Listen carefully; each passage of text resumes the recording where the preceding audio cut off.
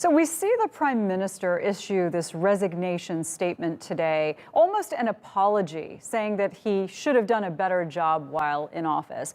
Why go out this way when we just saw the president, at best, challenge the democratic rule of law and at worst, commit a coup? Well, one of the reasons why the prime minister was sacked because of his inability to handle the two major crises that the country is facing, the economic and the COVID crisis. But now, since it's turning into a political crisis, it's better for him to resign than to stay in between the parliament and the president, fighting over whether or not the Mishishi government will stay in place.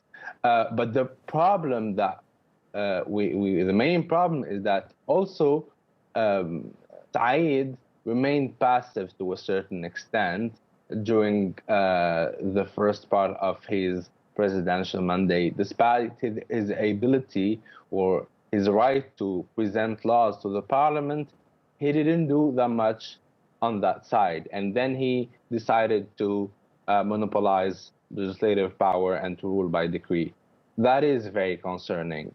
In addition to that, Saied tried to help a bit with vaccine diplomacy and with the mobilization of the army, but that's not enough so far to respond to the COVID crisis. So I think we should wait and see what will be the next steps. The way that Saied conducted business during this, highly controversial, and I think that's the most benign assessment of it. Are we already seeing signs that he can get away with this kind of controversial move, and won't have many repercussions? Well, I don't think he can get away with it that easily. So far, we saw a significant number of political parties express their clear opposition to what happened. The word coup has been used not only by Ennahda, but also by leftist parties like the former Communist Party of Tunisian Workers, now known as the Workers' Party, and several other parties from both the right and the left. Civil society organizations also expressed their concern. So far, only a few number of political actors are supporting Saied, and him being an outsider to the established elites, it will be difficult for him to rule without having a party, and that's the main difference between him and Ben Ali, for example, if we can compare.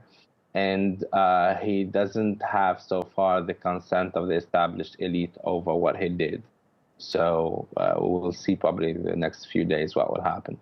Yeah, it's for the last 2 days, it's been a sort of wait and see approach. I guess that's where we still are right now, aren't we?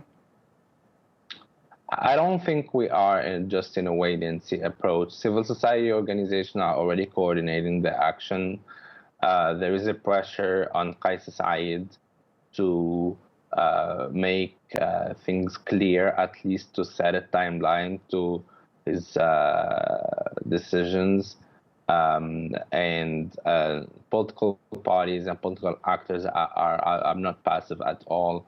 External actors have been during the first hours in that wait-and-see approach, but since yesterday we saw several statements of countries on which Tunisia is dependent economically, expressing or calling for return of activity of the parliament. That was explicit in the EU statement. France also is putting pressure. The U.S. House Committee on Foreign Affairs, which issued a statement, and I'm not talking about Turkey, was not seen necessarily as a neutral actor in the current situation.